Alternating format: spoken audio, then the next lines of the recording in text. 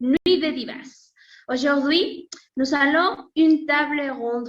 Chaque jour, on s'intéresse de plus en plus à devenir des professionnels de la langue française. Le chemin est ardu et plein de défis à relever. Par exemple, la concurrence professionnelle augmente, les méthodes changent, on a besoin d'une préparation constante.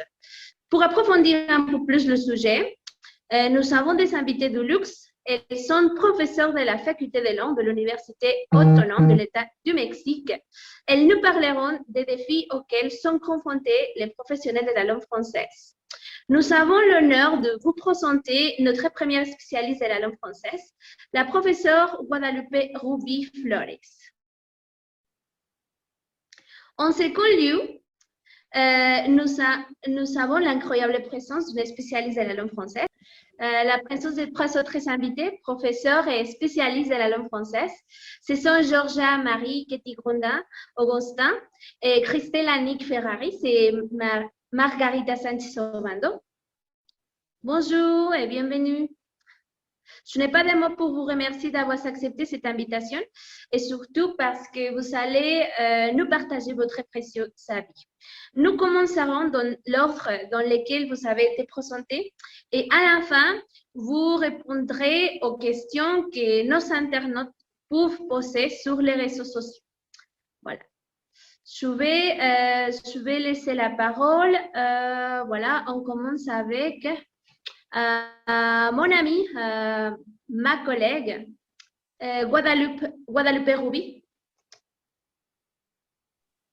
Bonjour, avant de donner mon avis, je viens de vous remercier, Véro, de nous avoir invités.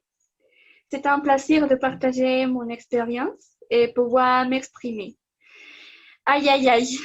Moi, Guadalupe, je pense qu'un grand défi pour moi a été de savoir comment gérer les outils à utiliser pour mes étudiants de la langue française. Je leur ai toujours dit que j'aime entendre leurs commentaires, car cela me permet de savoir ce que j'ai fait bien et ce que j'ai fait mal. Lorsque je donne mes cours, je crois que le plus important est de transmettre la motivation à mes élèves et de leur rendre le sujet clair. On continue avec ma collègue. Elle s'appelle Sagnité. Bonjour et merci pour l'invitation. Je suis très heureuse d'être ici avec vous et de pouvoir partager un peu de cette belle profession. Pour moi, je crois qu'un des défis est la dévalorisation de la langue française. Comme on sait, contrairement à l'anglais, le français n'est pas si populaire.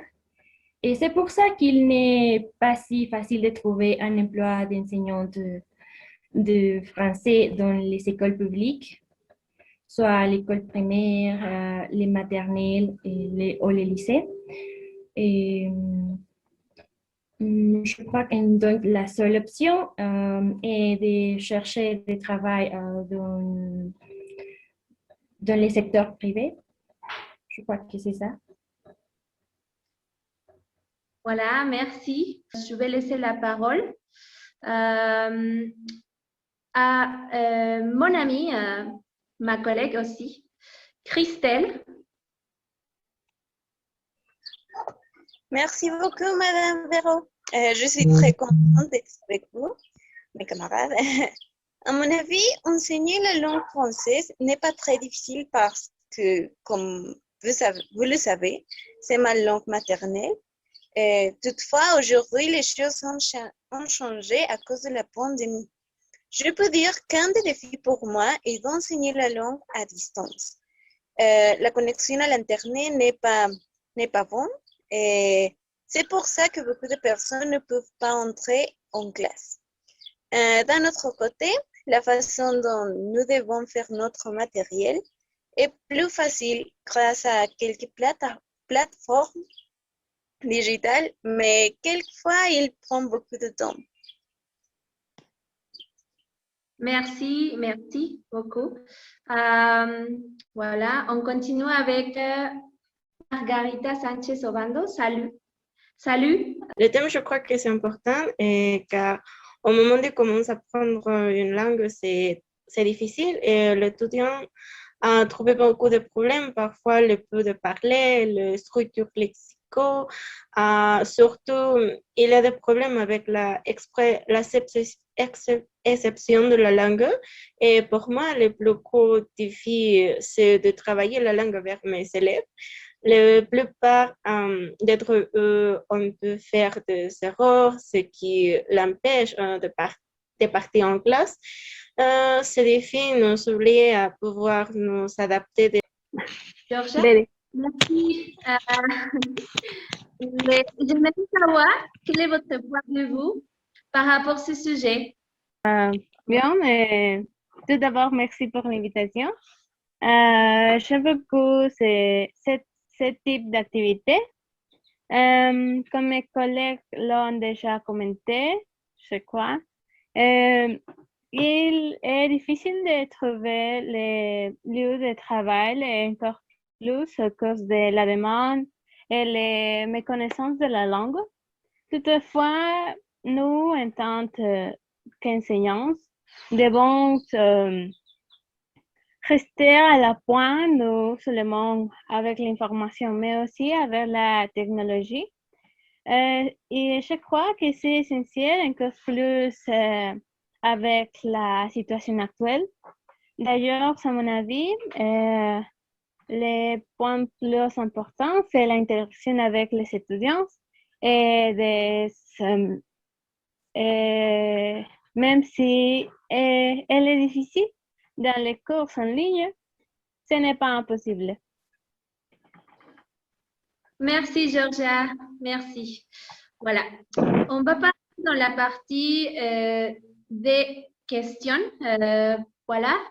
Je vais entrer sur l'Internet. Commentaires. La première question s'adresse à Madame Sack.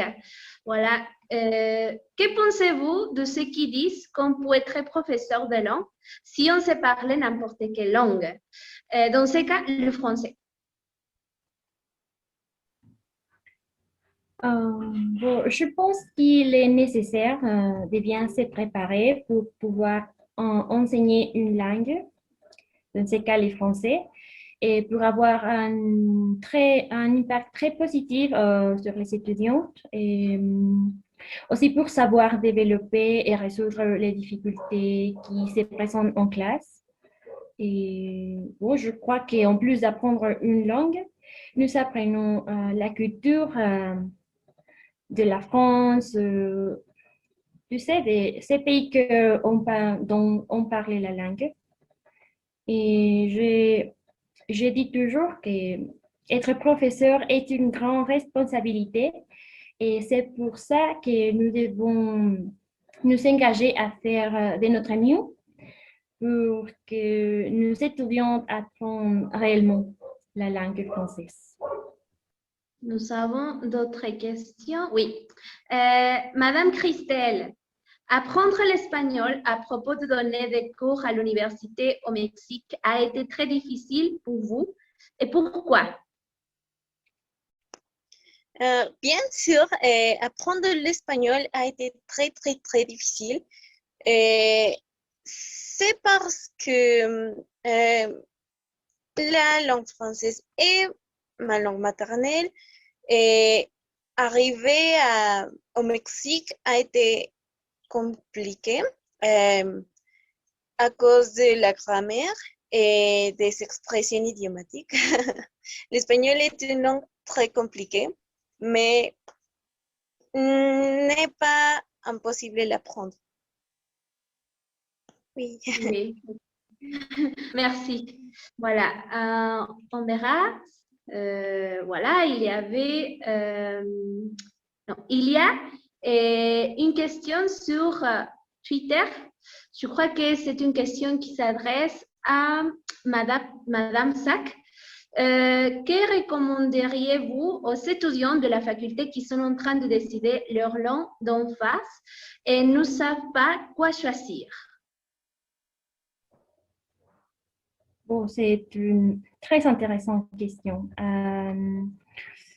Je crois qu'il faut nous demander si ça nous plaît. Et il ne faut pas considérer la partie monétaire. Il faut choisir la langue qui nous aimons le plus et celle qui nous passionne. Et bon, je recommande que n'importe la langue que vous choisissez, vous deviez continuer en apprenant l'autre. Si vous choisissez le français, donc on reste avec l'anglais aussi. Et cela va vous aider beaucoup. Et à la fin, si on fait ce qu'on aime et qu'on est payé, ça ne ressemble pas à du travail, n'est-ce pas? D'autres questions sur Facebook. Madame Ruby, pouvez-vous nous raconter une expérience bonne ou mauvaise avec un groupe? Oh là là, il n'y a pas de bons ou de mauvais groupes. Tous mes groupes ont été un port vers la connaissance. Mes groupes me motivent pour être un meilleur enseignant et je les aime tous de la même façon. Quelques questions sur Instagram, mais je crois que ce sont deux questions qui s'adressent à Madame Georgia. Comment vous tenez-vous au courant et quelle activité utilisez-vous pour interagir avec vos élèves? Oh oui, ce sont deux questions très intéressantes. Pour les premières, je peux dire que j'aime beaucoup de lire en espagnol et aussi en français. Donc, je lis toujours les nouvelles et les livres récents pour me tenir au courant. Ainsi, j'ai fait des exercices en ligne pour pratiquer et pour pouvoir recommander plus pages à mes étudiants. Et pour le deuxième, je crois que je fais des activités amusantes auxquelles les élèves doivent participer. C'est-à-dire que nous, comme professeurs, pouvons poser des questions sur les vies quotidiennes des élèves ou des activités avec les sujets qui attirent leur attention, comme les musiques, comme la musique, et c'est là. Merci Georgia. Voilà. Madame Ruby, encore une fois, vous êtes une grande motivation pour moi. Ma question est, quels sont vos 3 mots préférés pour motiver vos élèves? Je crois que les 3 mots préférés pour motiver mes élèves, c'est le courage, effort et motivation. Voilà. Très bien. Ce sont des phrases très motivantes. Merci. On continue. Voilà. Qu'est-ce qui se passe ici? Voilà. Je suis une étudiante qui aime beaucoup votre cours, mais je veux savoir s'il y a une raison pour laquelle vous avez décidé de devenir un professionnel de la langue française. C'est une question qui s'adressait à Madame Christelle. Je dois répondre la même question? Oui, la même question. D'accord. C'est une bonne question, à mon avis. C'est parce que je suis tombée amoureuse de ma langue maternelle et aussi de l'espagnol, bien sûr. C'est parce que je veux vraiment partager l'amour que j'ai sur la langue française, la culture. Et c'est très intéressant de donner des cours aux étudiants mexicains. Et c'est pour ça. Et j'aime vraiment mon travail. Et bon, c'est ça. Merci. Voilà, je crois que c'est une question qui s'adresse à Madame Margarita. Voilà, c'est votre question. Je suis étudiante en français, mais quand nous participons à la classe et que nous faisions une erreur, mon professeur nous corrige très durement et personne ne veut participer. Dans ce cas, que pourrions-nous faire? Bon, c'est une situation difficile, mais on dirait qu'enseignement, nous devions de corriger, mais il ne s'agit pas de ridiculiser ou de faire te sentir mal. Je te recommande de parler avec ton professeur et trouver la meilleure solution, car si vous n'avez participé pas et exposé vos doutes et éventuellement vos erreurs, et vous ne pourrez pas aider et améliorer et aussi apprendre la langue. Qu'avez-vous fait pour motiver vos élèves à participer? Bon, personnellement, j'essaie toujours de faire de sorte que chaque activité soit différente. Je change différents types d'activités et surtout, je cherchais d'avoir des cours amusants et agréables et aussi donner des mots d'encouragement. Et je pense que dire excellent, bon travail, très bien et bravo encourage beaucoup les élèves. Et voilà. Merci. Je ne sais pas si vous voulez ajouter un commentaire. C'est une invitation générale.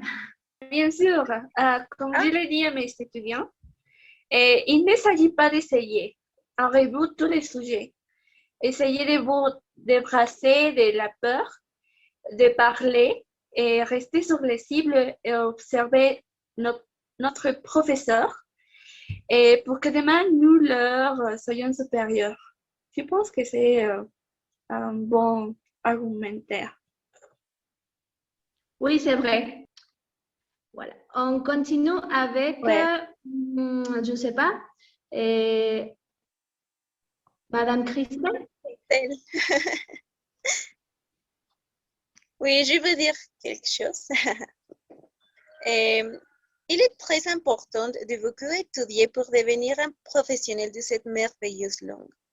Mes étudiants de la fac, vous devrez être très strict avec vos travaux et la prononciation de la même. La phonétique et la phonologie est compliquée, mais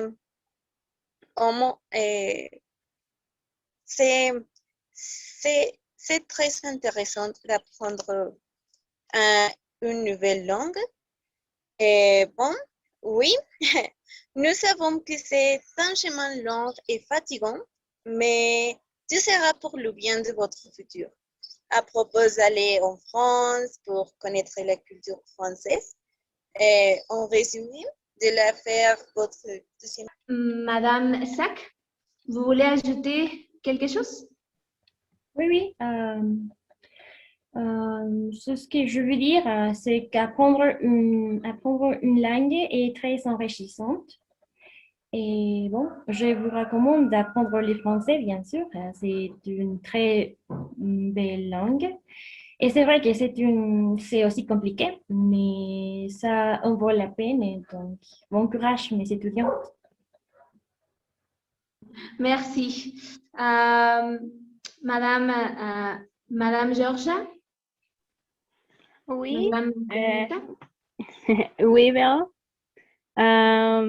Bien, je pense qu'en conclusion, n'a pas plus que recommander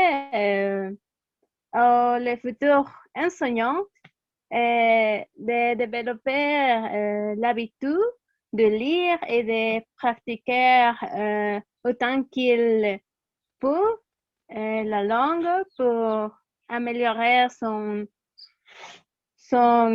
français et dans le futur être bonne enseignante. Merci. Et finalement, Madame Margarita? Oui, je me dis que apprendre une langue sera toujours compliqué, mais avec beaucoup d'efforts, vous pouvez améliorer et aussi apprendre la langue. Nous ne voulons pas d'étudiants fantômes et perdez votre peur, s'il vous plaît. Et voilà.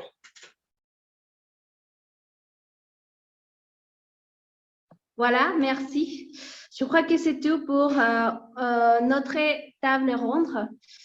Oui, c'est ça, Nuit de Divas. Et on peut le trouver sur l'Internet, sur Instagram, sur Facebook.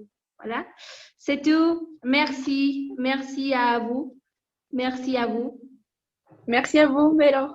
Si vous Merci à vous, Véro.